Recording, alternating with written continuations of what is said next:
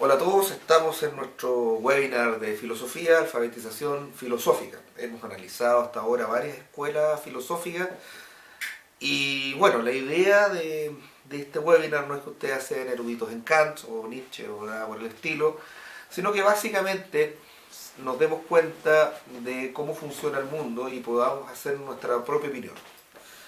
La última vez hablamos de Michael Hart y Antonio Negri, de su libro Declaración, en el cual ellos hablaban de 4 estrategias de manipulación usadas por el imperio.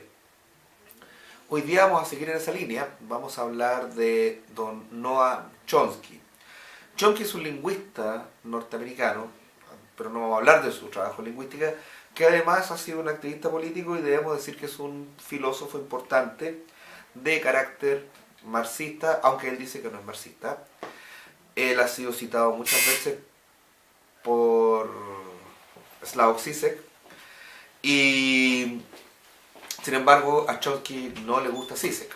No sé por qué, no conozco las razones, pero así sucede.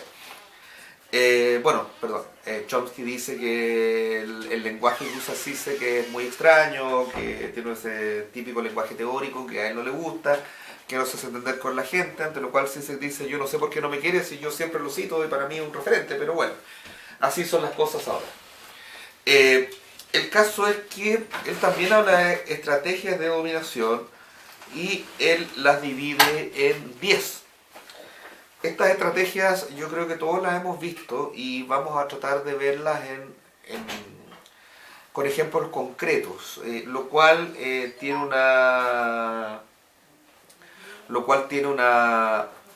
una utilidad metodológica y pedagógica, pero la idea es que ustedes vean cómo esto sucede para que ustedes mismos se den cuenta cuando estamos siendo manipulados. Bueno, la primera estrategia es la estrategia de la distracción. La distracción básicamente tiene por objeto, como bien lo dice, distraernos, que no pensemos en aquello que importa, sino que pensemos en otras cosas. En este caso, uno de los principales herramientas de distracción es el deporte, concretamente el fútbol. No es que el deporte sea malo, el deporte es bueno, el deporte hace bien, el deporte es sano, el deporte tiene una serie de características que es bueno practicar, ver y participar de la vida deportiva. Sin embargo, el deporte se usa muchas veces como una forma de distracción. Ganó Chile, perdió Chile, lo que sea, Chile llegó a la final, etcétera, etcétera. Y entre medio se están aprobando leyes, se están haciendo cosas que en rigor no se pueden hacer o que no se debieran hacer. Por ejemplo, frenar el tema del aborto por las 3 causales o cosas de ese tipo, y se piensa en otro tipo de cosas. Eso es la distracción. Otra forma de distracción es todo lo que es farándula, todo lo que es reality, que finalmente no lleva más que a que la gente piense básicamente en puras cosas que no importan, en vez de pensar cosas que realmente importan, como principalmente nuestra vida económica, el hecho de vamos a poder jubilar, etcétera, etcétera. Esa es la primera estrategia. Entonces la idea es, dice Chomsky, mantener la atención del público distraída, lejos de los verdaderos problemas sociales, cautivadas por temas sin importancia real. Mantener al público ocupado sin ningún tiempo para pensar, de vuelta a la granja como los otros animales. Eso es básicamente. Lo otro es crear problemas y ofrecer soluciones. Se crea un problema que no existe, sobre cosas que no hay que resolver después se soluciona ese problema. Dice Chomsky, por ejemplo, dejar que se desenvuelva o se intensifique la violencia urbana. Cuando hay una protesta, por ejemplo, en nuestro país muchas veces se habla de los actos vandálicos, etcétera, etcétera, pero de alguna manera todos sabemos que existe una cierta tolerancia y una cierta infiltración y se busca que se vea la protesta social como un acto criminal, se criminaliza la protesta social, se ven un montón de, en vez de decir la gente sale a protestar por, qué sé yo, derechos de la mujer, derechos previsionales o derechos educacionales. En la última protesta el saldo fue no sé cuántos semáforos rotos y hubo saqueos, etcétera, etcétera. Entonces, de esa forma lo que se está haciendo es criminalizar la protesta social y mostrar un problema que se ofrece una solución, y esa solución pasa por eliminar la protesta social como tal. Después ahora la estrategia de la gradualidad.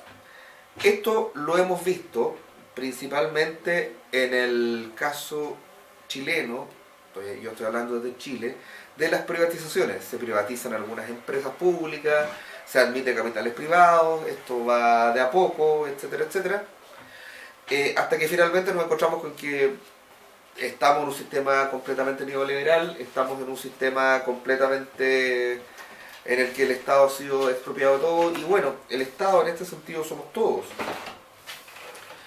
Y finalmente se nos quita lo que tenemos.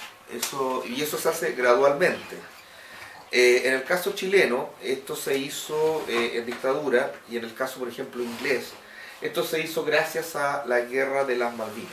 Por ejemplo, claro, fueron la guerra de las Malvinas, los ingleses fueron a la guerra, ganaron la guerra, estaban distraídos, y de a poco se fueron cerrando minas, se fueron cerrando empresas, y se fueron cambiando las leyes sindicales hasta que los trabajadores ingleses quedaron completamente desprotegidos. En Chile no se hace tanto gradualmente porque, bueno, tenemos una oligarquía que tiene el poder, que puede hacer las cosas de una manera más violenta. La estrategia de diferir o demorar. Tenemos una serie de problemas, pero resulta que esto no se emplea, no se soluciona inmediatamente, se difiere más adelante, se habla de una serie de problemas que no son tales. Hablamos, por ejemplo, del caso del matrimonio igualitario, que se trata de diferir, Chile no está preparado para, qué sé yo, el caso del Sename, estamos hablando de cuestiones que dan para largo, etcétera, etcétera, y finalmente el problema no se resuelve. La idea es no resolverlo, punto. Y lo otro, dirigirse al público como criaturas de poca edad, como si fuéramos todos niños. Esto es algo que usan mucho los políticos, nos tratan de decir ustedes no entienden.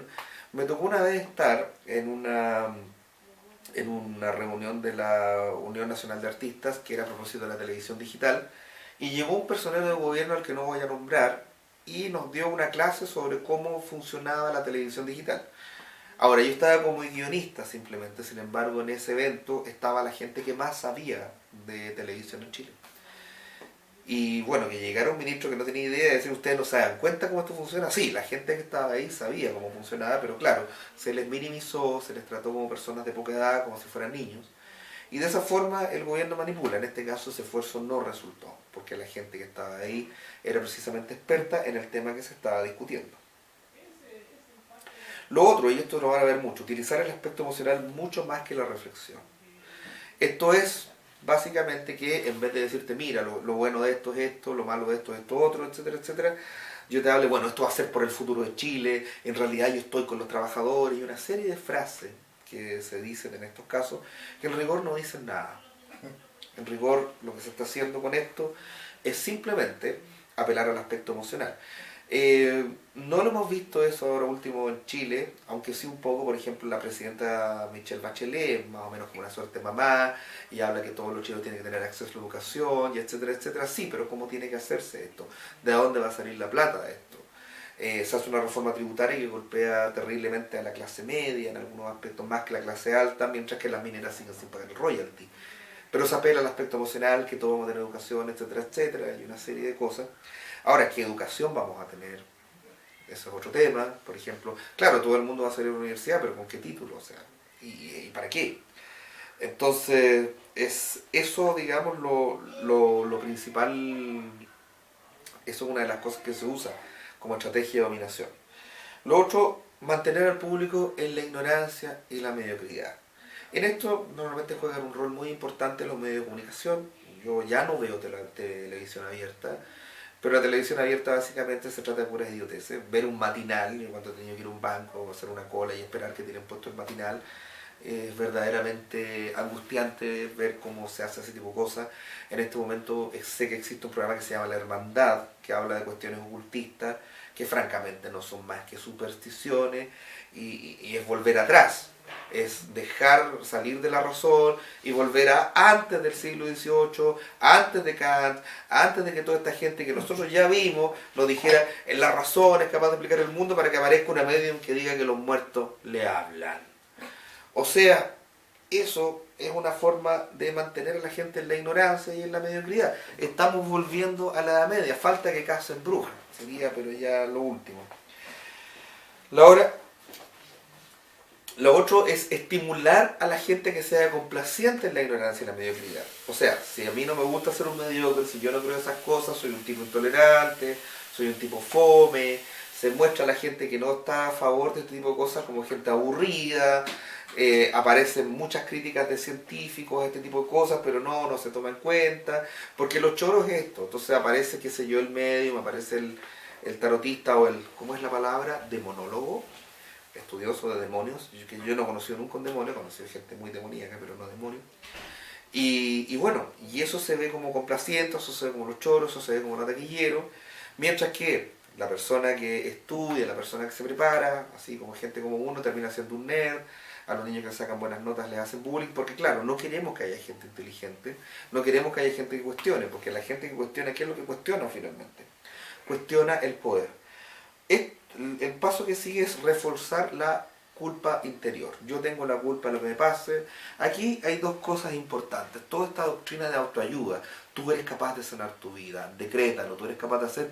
Si no te resulta, tú piensas que tú estás haciendo algo mal. Muchas veces hay un sistema. Tú dices, ¿por qué yo no soy millonario? Si he trabajado, a lo mejor no he hecho las cosas bien. Pero si tú ves la mayoría de la gente millonaria, por ejemplo, por lo menos en mi país, Chile, en este caso, la mayoría de la gente millonaria tienen los mismos apellidos, son hijos de millonarios, nacieron millonarios. Y básicamente son re pocos los que son, como se dice, self-made man. Yo tengo un gran amigo en Estados Unidos que él me contaba, me decía, mis papás llegaron de Colombia, semi-analfabetos, y yo estoy en el colegio, estoy en la universidad, y logré ocupar el cargo de CEO, que es como jefe, él no hablaba en castellano muy poco, o sea, hablaba castellano sin acento, pero su vocabulario español era bastante limitado porque él decía, yo solo aprendí español hasta el quinto de primaria, de ahí en adelante yo hablé todo en inglés y mi vocabulario en español no es muy bueno.